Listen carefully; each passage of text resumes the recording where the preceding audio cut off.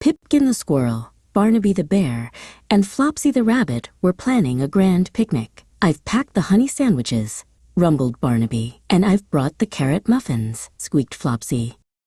Pipkin, who was in charge of the picnic blanket, unrolled it with a flourish. "Oh dear," she said, her nose twitching. "There's a tiny little tear right here."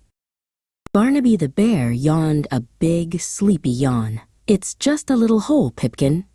"Don't worry about it. Let's eat." Flopsy the rabbit bounced impatiently. "Yes, yes, it's hardly noticeable. Let's get to the muffins." Pipkin sighed and carefully placed her own tiny blanket on the ground. "Well, I'm going to fix my own little loose thread," she said, pulling out a needle and thread.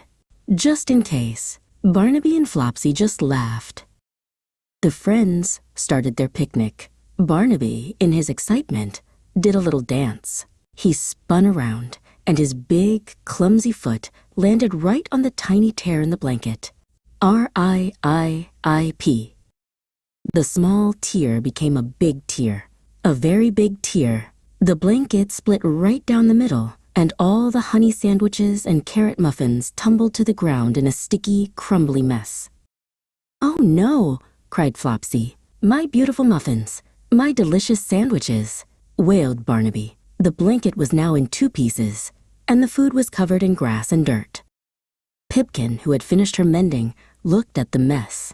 "A tiny tear became a big tear because we didn't fix it when we had the chance," she said. "A stitch in time saves 9.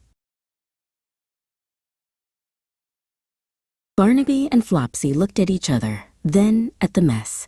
They understood. They helped Pipkin gather the food and carefully brush it off. It wasn't perfect, but it was a start. From that day on, whenever they saw a small problem, a loose button, a wobbly chair leg, or a tiny tear, they fixed it right away. And they always remembered the day the blanket tore and the wise words of Pipkin the squirrel.